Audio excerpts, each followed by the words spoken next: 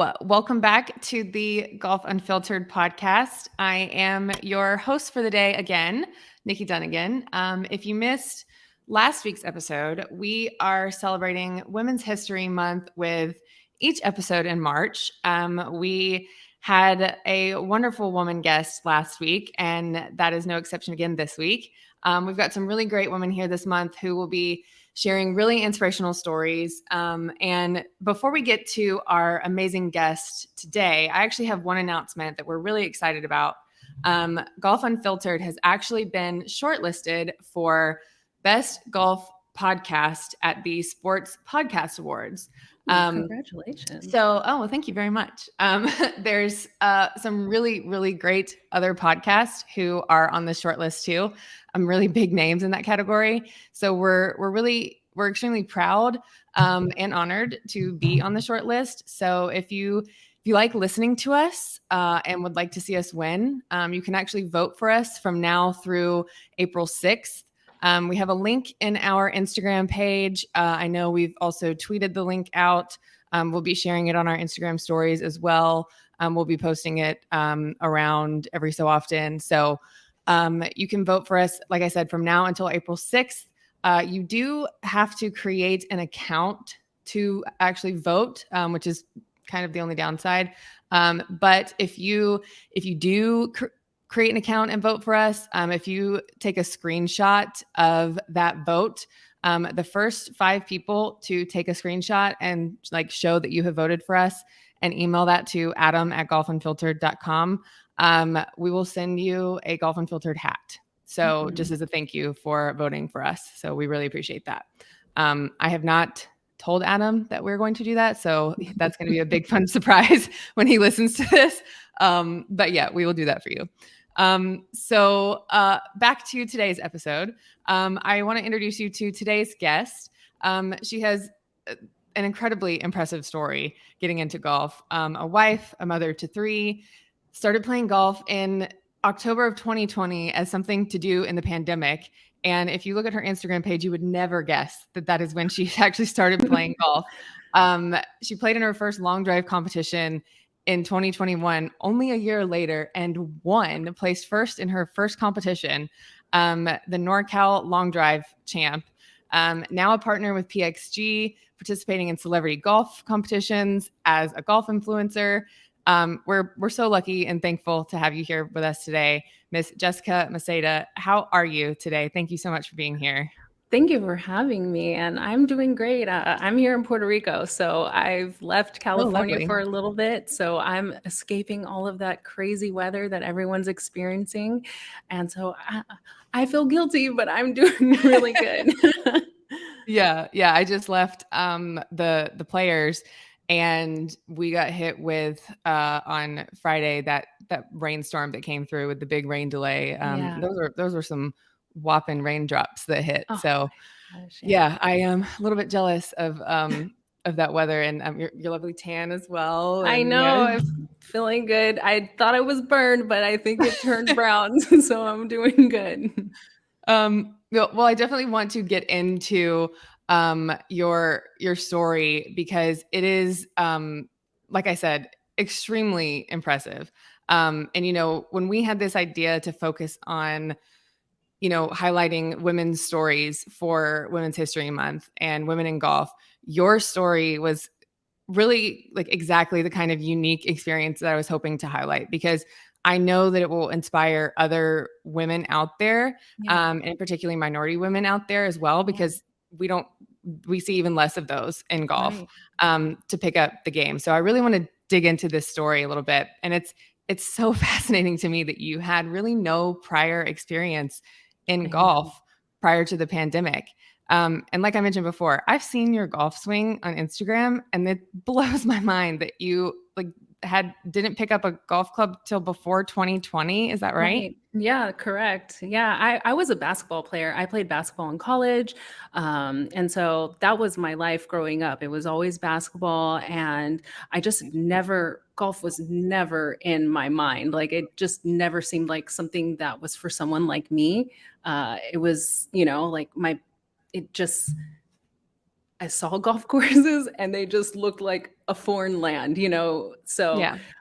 it was a surprise to me that I liked it so much. And I think it was a surprise to my husband as well, because when he thought he was going to join this club, he thought that he was going to be the one like escaping and going to the house and kind of just going and doing his thing. And I was like, no, I want to do that too. I want to be out there. And so I'm very competitive. And so I think a lot of the drive and like getting good at this was to be able to compete with him, which, it's weird to like want to compete against your husband, but I had been missing out on that part of my life for a really long time.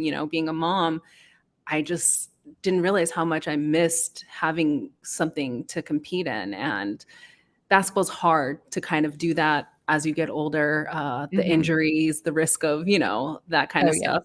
And the last time I played actually an open gym with my husband, he told me he would never do it again because I ended up cursing out my brother in front of like all these guys. And I don't think he realized he was my brother. They realized he was my brother, but he took me out. Like I had burns on my leg and I just got up and I was very mad. And I cursed him out. And my husband was like, never again. We're never playing again. So yeah, golf is definitely a great outlet for me. That's so funny that I actually see that so much in, my son's definitely younger than your kids. I know your three kids are older. They're Yeah. teenage age, right? 14, 12, and 8. Okay, yeah, much older than my son is only 3. Okay. But we're just now starting to dabble in that, he's got like the Fisher Price golf set and he's got the Yeah. Fisher Price bat and ball and the little soccer goal. So we're dabbling in like all the sports right now. Yeah. Obviously we want him to play golf, but we want him to do all the things. But I see so much of my own competitive spirit, and my husband's the exact same way. My husband is an only child and he's very, very competitive too. And I see so much of that in my son, and I was very much the, like, if I'm not immediately good at this sport, I don't want to play it anymore. Oh. And I see that in my son, literally 2 or 3 days ago, we were out in the yard and he does well with the tee with the baseball, but we were trying to like throw it to him and he's swinging and he goes, "This is impossible." And he throws the bat down. It's just so funny hearing him, like a little 3-year-old, say that. And I just am like, whoop, he got that from me. Yep. But I have one of those. Yeah. My 14-year-old, we cut him from golf. We were just like, you are not improving. You are not doing this. I think he kept on with it because it was easy because the coaches didn't really get into him.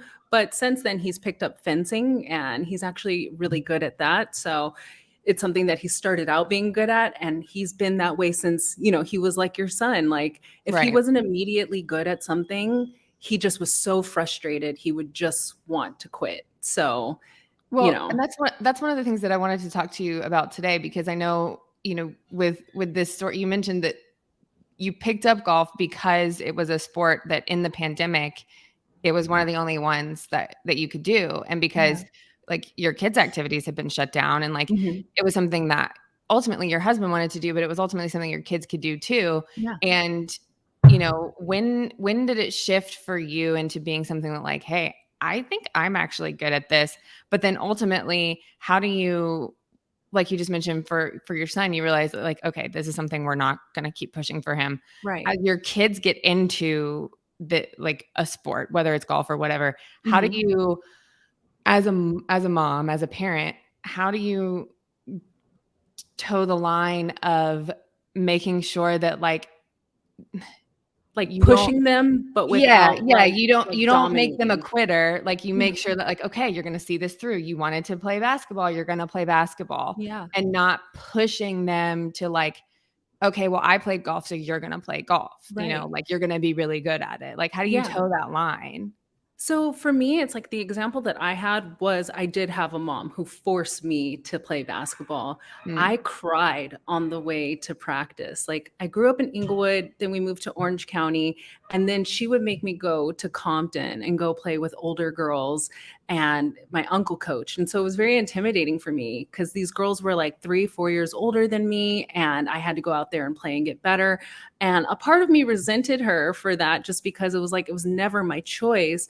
But a bigger part of me was like, well, this has been so beneficial to my life that I've learned so many things, learning to work with others and just getting my athleticism out. So I kind of take that into my kids, and to the point where it's like, I know that they need to do something. Like they've been given this Mhm. body, and they need to use it. And with my son, it's just, we put in years, of trying to let him golf, and he was not getting better. And so we basically said, like how you mentioned, like, you're going to do something. Like we Right. just ran the gambit of sports. We put him in rowing. They were like, the coaches were like, he's good at rowing. You could get into a good school rowing. And so he refused. He was like, I am not doing that. And we just told him, then you find something. You find something. And then once you choose it, you're sticking with it. And so Mhm. we didn't feel guilty. We don't feel guilty making him fence, because it was his choice. He found Right. it. And now we're just making him accountable to being consistent and staying with something. With my daughter, my middle child, she's good at golf. She's my little athlete. She could actually be good at anything that she wants, but right now I think golf is for her. If she chooses something else, like, we will support her in that. But for now, she hasn't, and golf seems to be it. And I have compassion when she's frustrated, but at the same time, no one gets good by just like having a good time all the time. Like, it's hard, Right. it's a struggle. So, Well, and yeah. how do you toe that line too for, and because like I said, my son's so young that like we Yeah. haven't even remotely, reached this place. But I'm also at the point where like, he is 3, but then I watch these kids at like the drive, chip, and putt, and I'm like, Yeah. okay, they're only 6, you're Yeah. behind, you got to get Yeah. going, you got to, Yeah. um, That's the but like, competitor in you as a exactly, mom. exactly. Like, we've gone to the Masters so much, and I'm like, this may be your only ticket to ever play Augusta. You've got to start swinging that club, kid. But like, how do you toe the line of like making them want, because like you said, you were pushed, and Mhm. I was pushed in certain sports too, and I don't ever want to be that way. And I coached us, sports for a long time too, and I Yeah. saw a lot of kids that were pushed and that burned Yeah. out really easy, like really quickly, that could have been so great, that Yeah. burned out really quickly. And I don't ever want to do that to my kid. But how do you push the importance of, like you just said, of practice, but Yeah. also making sure that they're having fun, Yeah. and because I've talked to friends of mine who played college golf, Yeah. who were so good, but they Yeah. were just like, I hated practicing. I got Mhm. burned out on practicing, and I didn't want to do it anymore. And so they stopped. They could Yeah. have gone pro. They were so good, but they stopped because they hated practicing. So Yeah. how do you balance that as a parent? I think you kind of almost answered it, like with your friends and the example of people who start so young, like that is a common thing of them burning out, later on. So you, just because you're good at 3 or you're good at 6 doesn't mean that you're going to want to be doing this for the rest of your life. And I Yeah. think that finding someone else to teach your kids is probably the best thing you can do, because you as a parent are like giving them so much direction, like, don't do this, don't do that. And then to add another thing on top of that that you want them to have longevity in, it's almost like an impossible task. Like, it takes a certain type of personality and a certain type of parenting style in order for that to be successful. And I just know inside of myself, I don't necessarily have that, because with my competitive spirit, I may get into my kids, too much and Mhm. put that on them. So finding the right people to work with your kids,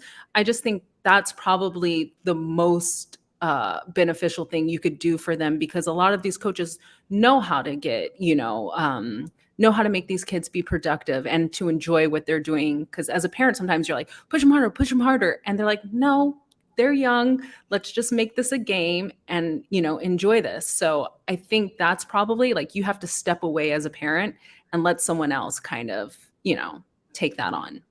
Yeah, that's a great point. Like, Justin Thomas and his dad are like the exception, not the rule. Mhm. Like, Yeah, that's, yeah, exactly. yeah. You don't actually see that a Yeah, lot. my mom tried and we fought. all the time. I'm like, you can't even shoot a basketball. How are you telling me what to do? You look crazy. So Yeah, that's a good point. I mean, true. How many times do you see the dads at like the baseball game, or the even, the moms at the baseball games too, yeah, the ones that are yelling so loudly and getting in so many fights? And yeah, that you see that way more often than the yeah, parents who are more calm and have their stuff together. And yeah, yeah.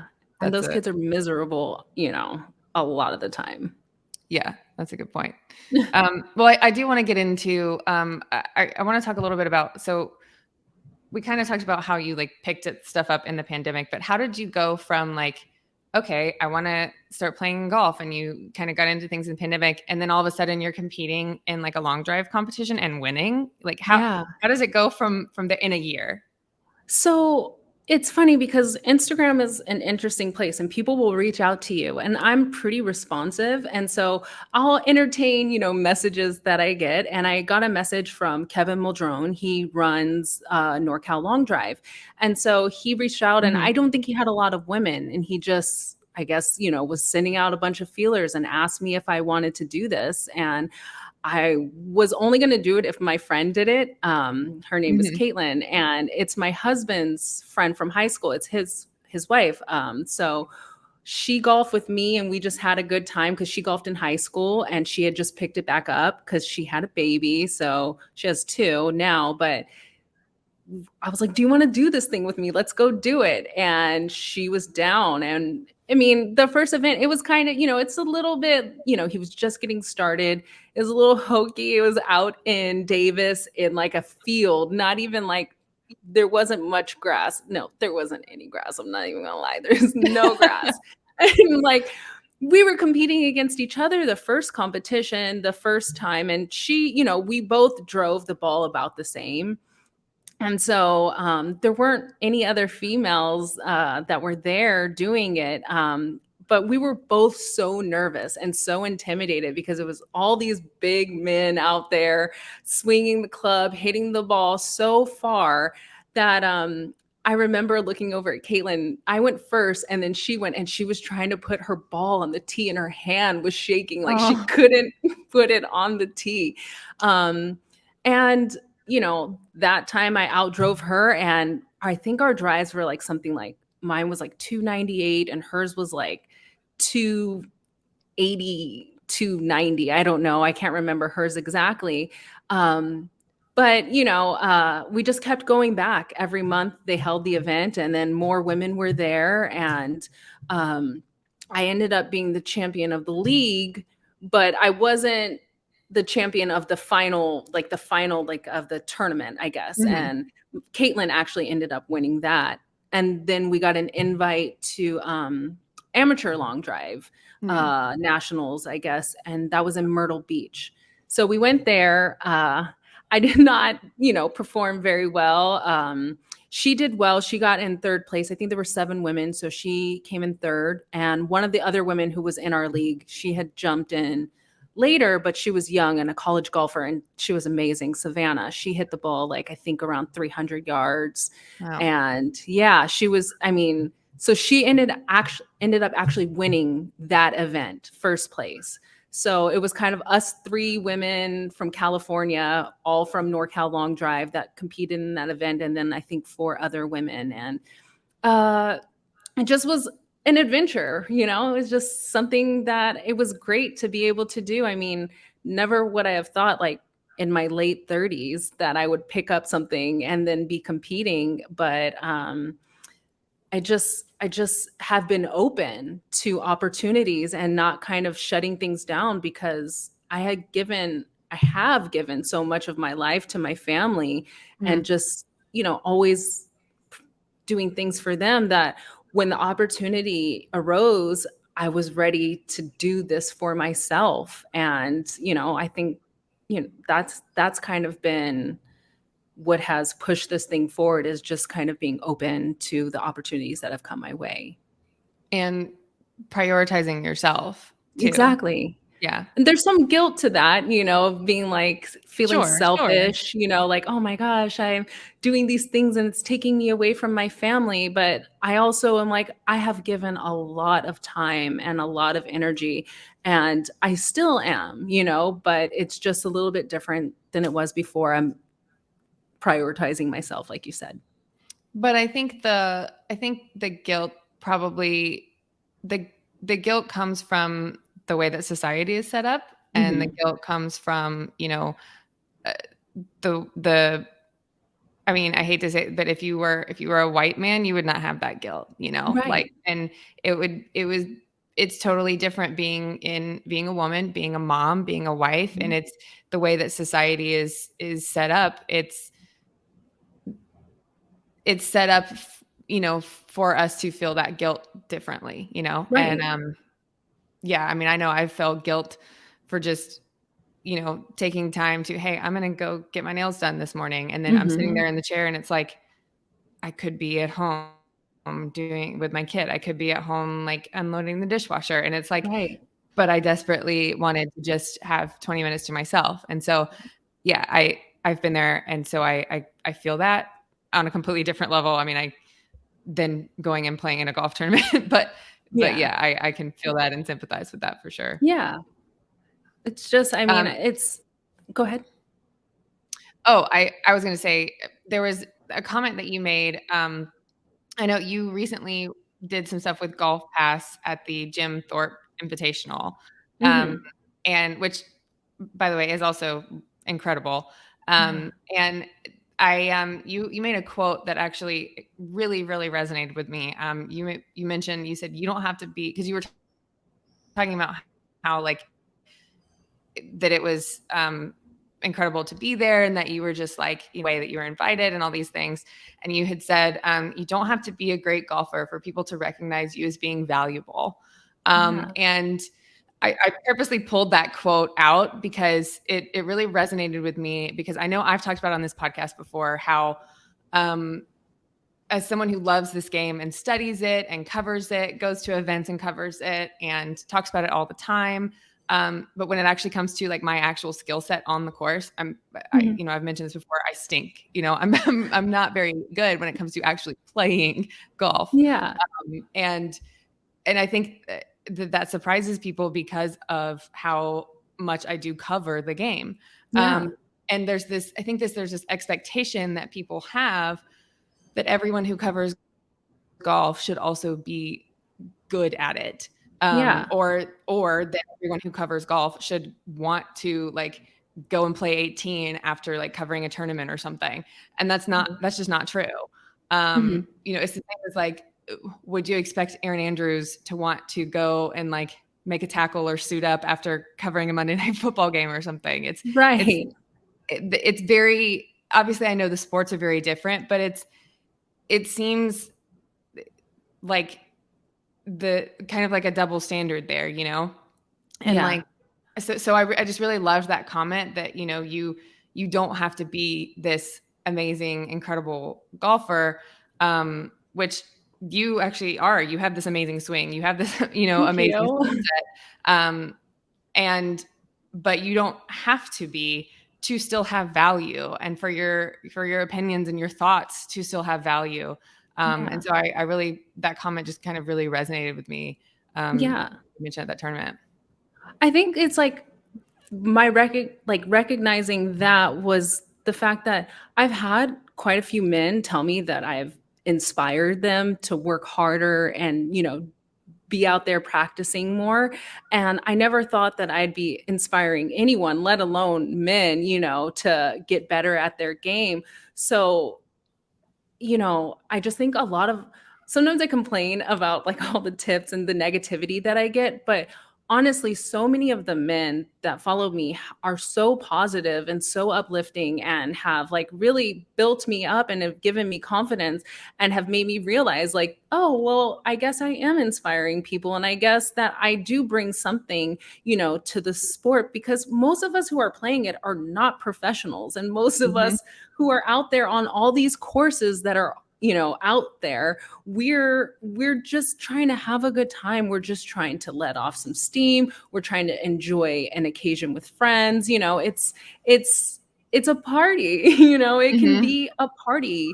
It's a social event. And I think that if a lot of amateur golfers looked at it that way, not to say that you can't compete, but it's a great way to connect with people and friends. And a lot of people say that's where a lot of business happens. Like the golf Hmm. course can be whatever you want it to be. Hmm. And that's kind of what I like about it. Like if I want to go out on my own and just really be, I guess, introspective and just, it's like meditative, Hmm. to be out there. And if I want to be with my friends and just goof off and have a good time, then I can do that. And there's no obligation for me. Like I'm not going on tour. So why does it have to be something that causes me this stress, and anger and anxiety? And I think that's what other people kind of relate to, is that it's it's whatever you want it to be. And Hmm.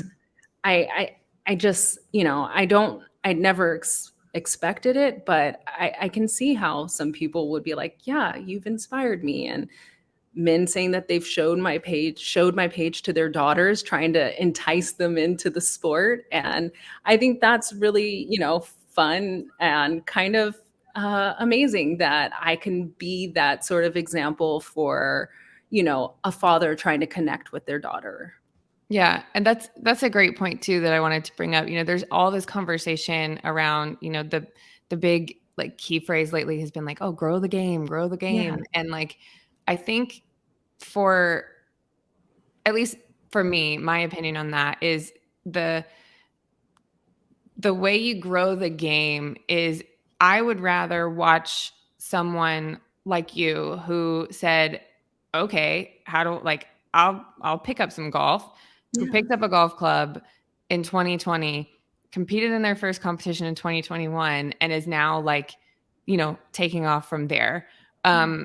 And like learned just picked up a club and learned golf and like growing the game that way organically rather than like to me that is more of the meaning of growing the game Yeah.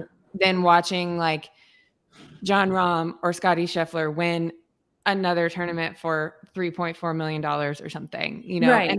and could they both be argued as growing the game? Yes, sure, Yeah. because there are kids who recognize those names. There are kids who go to those tournaments and to see those players and all of the above. But to me, like truly, you are growing the game because you picked up a club, you went and played, and like you brought friends in with you. You're bringing like you just said.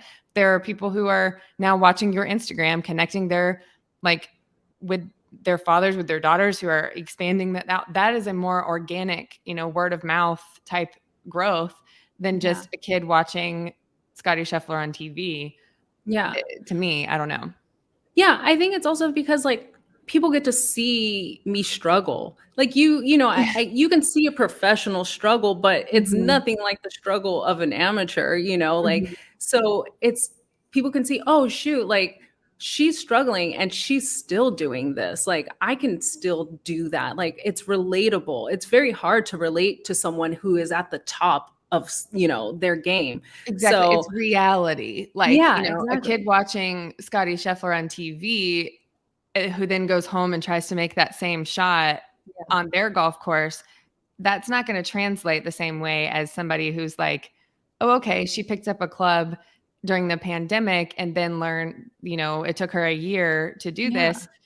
That may translate a little bit better, them watching Yeah. your swing and watching your struggles and watching Yeah. you, learn how to figure out things. That's going to translate a little more organically and then a little more realistically to what Right. they may actually be experiencing. Right, and it's an attainable progression because, Yes. sometimes followers will tell me, "Oh, look at Nelly Corda," and I'm like, I could look at her for hours and hours, and I am never gonna swing like that woman in the time period that you expect me to. So Mhm. I used Instagram to watch so many other, golfers who posted, I watched a lot of female Korean golfers because I just found that their swings are always so beautiful and their tempo is always really good. I haven't been able to attain that tempo yet, but I just found so much value in watching regular people golfing because that's something that I know is attainable. Someone like Nelly Korda, Tiger Woods, Tony Finau, all that stuff, like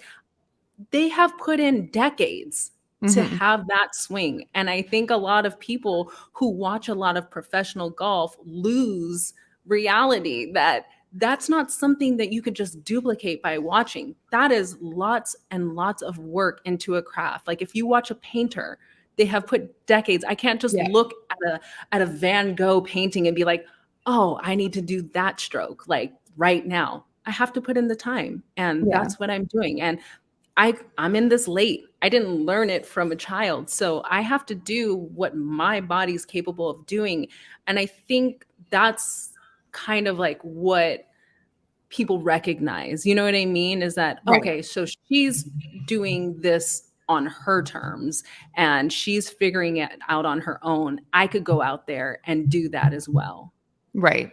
Now, I still think there's value in, and I still think like there's value in watching these tournaments in person and watching like even like the Netflix show and aligning with like aspiring to be Nelly Korda and aspiring to be the Tony Finau's and like hearing their stories, like I remember watching that Tony Finau episode on the Full Swing. Like I cried the entire episode. It was like it was so touching.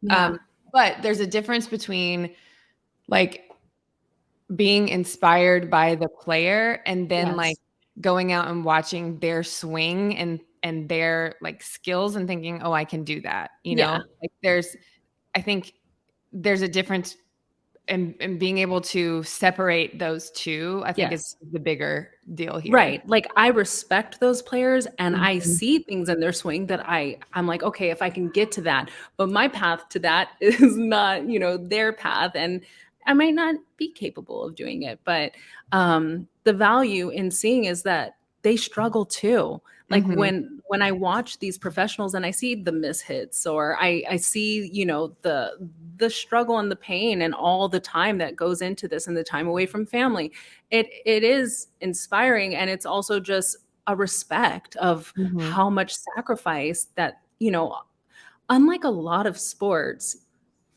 golfers put in so much money to get just to be in a position to compete. So that sacrifice that their families make, and I have a lot of respect for that because you can easily give up and be like, I'm going to go work a 9 to 5. I'm not taking this shit anymore. Like I can't do it. And I think that's, grit. Like that seems to be like what a lot of golfers have is just this grit and sticking to it and believing in themselves, knowing that they are going to be able to be champions. Yeah. So I think speaking of families, and relating this back to the Netflix show, we were watching at the Players this weekend, and it was really cool to see like obviously the big crowds were watching, like the Rory and Rahm and, Scotty and some of them, but it was really cool to see how big the crowds got around but like Tagala, who would not have really had a big crowd other than like the Netflix show.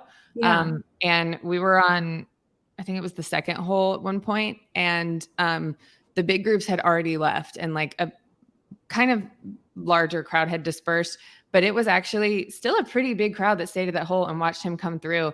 And we turned around at one point and he had just made a birdie on the hole. And everybody was cheering and like yelling for him. And he had this big smile on his face. And we turn around and look, and his parents were right there too. And everyone had like run to his parents to start high-fiving his parents. And it was really cool to see how the Netflix trickle down had even gone to his parents, because even his parents got a little bit of that Netflix fame, and people were reaching out to them and high-fiving them and sending them well wishes, and that was kind of cool too. And especially just like you said, knowing the sacrifices that they have put in for him to be out there, for him to be playing, and then for them to kind of get that a little bit of a reward there, you know. Yeah. And I know he didn't have as great of a finish today. He had several not so great shots, but still he made the cut. He was out there. He still had a little bit of a reward, and for them to get that kind of feeling, those high fives from fans as a reward for that sacrifice, like you mentioned, that they have put in, feels pretty good, I think, for them. And as a parent myself, kind of relating this back to what we were talking about earlier, I don't know, it made me feel like, okay, this is worth putting in some work, knowing that, like, if my kid ever gets to this spot, like, this is kind of what I have to look forward to. Right. But then again, that's a lot of lot of stuff that has to fall in line for your kids to get to that spot. So yeah. I went to an event and I actually saw Tony Finau there. It was like a PGA 2K event, and I saw him and his wife there, and like just so family oriented from what I've seen from him. Like, just it just was really great to see him like with his family. And it just goes back to kind of like that sacrifice, but like having your family there when you're succeeding, I think that makes it even more like sweet to have these people who have struggled with you come along with you and just have, the recognition, like you mentioned. He seems like an amazing family guy, and I'm not the type of person who would ever go up and bother someone. And like, I just watch from a distance, and when you watch someone, you can observe, and you can just really tell that his family is super important to him. Yeah. Now, speaking of family, does your family come with you when you do these competitions? Are they there? Are they making posters and things like the Finaus are doing? No. Usually, so my mom lives in the back house of the house that we own. And so my kids usually stay with her. My husband has come with me to events. It's great having him like as a support and just, like a comfort blanket. But lately it's I've been going with my friend Caitlin, because my husband, when it comes to socializing and networking, my husband's like a 6'6" guy. And sometimes it's like, I'll just fall behind, and then I don't do the networking and socializing that I need to do. So with my friend Caitlin there, it's kind of like, okay, now I can kind of come out of myself and have to be forced to, engage with people where I wouldn't, if sometimes my husband's there, I just kind of more quiet, and I just kind of let him, he's got a big personality. So I kind of just let him lead the way. And I know that I have to, put myself out there in order for people to know who I am. Right. Well, yeah. And like you mentioned earlier on, you two are very competitive together too. So. Well, I wanted to, before we wrap up, we always like to wrap up with like a fun kind of discussion question. So I wanted to see if your thoughts on this. If golfers had walkout songs, kind of like baseball players do, for like their opening shot of each round, what would your 4 songs be? Okay. So we're making the cut. So this would be Thursday through Sunday. Okay, perfect. That's okay. So my first song would be America Has a Problem by Beyonce. I don't know why it's titled that way, but it's super fun. And I actually used it in like one of my last videos, and I just love the feel of the song, and it's super fun, and it always makes me like feel good. So I'm a Beyonce fan, so she's actually on this list twice. But yeah, that would be my first song. Okay. My second song would be Chambea by Bad Bunny. I don't speak Spanish, so I have no clue what he's talking about. But again, it's the feel and the energy of the song that it's a vibe. Right. I just operate off of energy. And Yeah. that song, like I've liked for a very long time, and it just gets me going, gets me hyped up. And then another song, and it's another Spanish song, and it's Apale by Rosalia. And again, I don't speak Spanish, which is very unfortunate, seeing that I'm here in Puerto Rico and people keep coming up to me and speaking to me in Spanish. And I feel so ignorant not being able to communicate with them. But I love Rosalia, and all of her Mm. songs are great to me. And that's a good one that is just these hip hop beats that kind of just, you know, just get me going. Right, And right. Yeah. the last one is All Up in Your Mind by Beyonce. Mm, And mhm. um, like, I want to be in people's minds. Like, when they think of golf, I Yeah. want them, to be able to think of me. And, you know, I just, it's a, it's a good song that kind of is ego, feeds to my ego and lets me know, like, you should be here. You're here for a reason. So, Yes, yes. I love that. yeah, You should be here. Yes, love yeah. that. Awesome. Well, thank you again so Thank much for you. being here. Yeah. And I cannot wait for more people to discover you. And speaking of that, where can people find you? And where are you competing next again? Yeah, I have a couple tournaments. Like, I hate to say things like ahead of time just because the way that this whole golf world works, I've had Right, things right. be like, "Oh, this is gonna happen, this is gonna happen," and then it doesn't happen. But I do have a few tournaments that I'm doing in April. I will be posting once I'm there, but Yeah. I just hate. I hate to like have to go back on things that I say. Right. Well, where can And people find you on social media so they can find out about the I'm really tournament? just on Instagram. Okay. I'm afraid of TikTok. I think that is the meanest place, and I was on there, and I was like, "I'm not doing this anymore. I'm not taking this abuse." So it's just really I'm just golfing at I'm just golfing on Instagram, and that's where I am, and that's where I'm comfortable, and that's where you can find me. Perfect. Awesome. Well, we will definitely be sending people your way, and Thank you. we look forward to seeing you out there. And we thank all of you for listening. And we will be back again next week with another awesome and powerful female guest.